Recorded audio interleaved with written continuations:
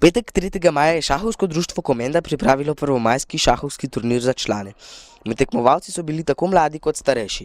Igrali so po sistemu FIDE in sicer 9 kol, omejenih s časovnim rokom 15 minut na vsaki strani.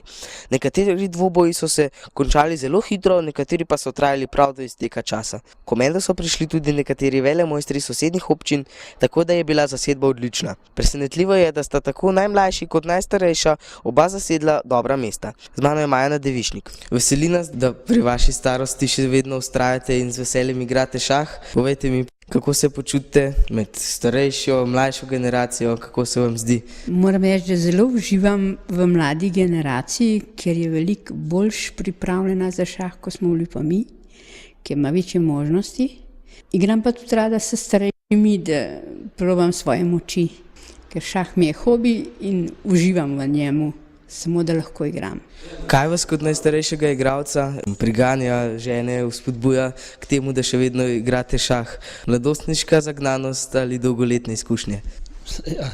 Mladostniška zagnanost, tudi dolgoletne izkušnje, predvsem pa vesele do šaha. Kaj pa mislite o mladih igralcih? Ja, mladi predvsem napredujejo, samo škoda, da dokument je čez dalje manj. Ni razumevanja iz ravnateljstva šol, da bi gospod Poglajen to naprej pelal kot ki prej. Petra, pred leti ste postala vicedržavna prvakinja. Nameravate v prihodnje še streljati na tako visoke cilje? Ste s takim tekmovanjem, kot je današnje, kaj bližje uspehu? Ja, v glavnem zdaj igram bolj za svojo zabavo, za hobi, kakšnih prav visokih ciljev nimam. Tako tekmovanje, ki je pa danes, je pa fajn, tako da človek malo igra, glih za kakšen uspeh, ne no.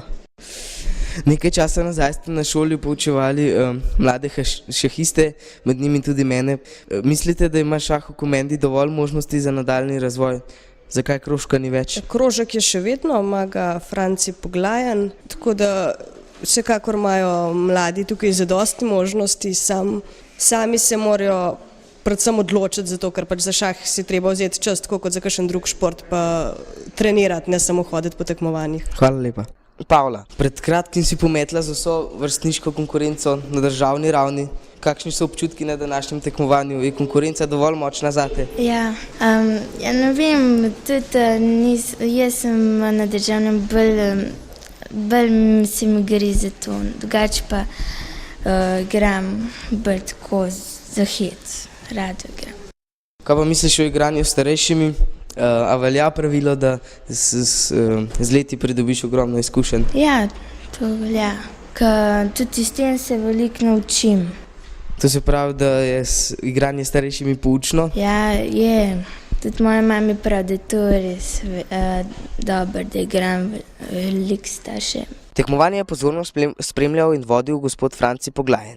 Kako je uspel turnir? Kako ste zadovoljni z udeležbo? Prvomajski šahovski turnir članov je zelo uspel. Nastopilo 20 igralcev in igralk. Borba za vrh je bila zelo močna. Saj so se udeležili mojstrice iz bližnje okolice. Napeto je bilo do konca. Po predzadnjem kolu je vodila Grošelj Petra. V zadnjem dvoboju, zadnja partija je bila zelo napeta, kjer je zelo presenetil Percelj Jože, kateri je premagal Grošelj Petro. Tako je zmagal Solim Bogdan iz Domžal, drugo mesto je osvojila Grošelj Petra, presenečenje na tretjem mestu je Percelj Jože. Malo je razočaral Zorko Dušan, ki je bil nekje favorit za prvo mesto. Lepo presenečenje in veseli smo povratka Vladimirja Kohka, kateri je bil najboljši veteran in je osvojil 6. mesto. Lepa borba je bila tudi v sredini tabele. V zadnjem delu tabele pa so se pomerili naši mladi igralci in igralke, tako da sem z vsemi zelo zadovoljen. Borbe so le športne, fair play, tako da posebnega dela ni bilo. Prvi trije so prejeli medalje in denarne nagrade, ki pa so jih prejeli tudi najuspešnejši v posameznih skupinah. Za Radio Komenda, Benjamin Dobnikar.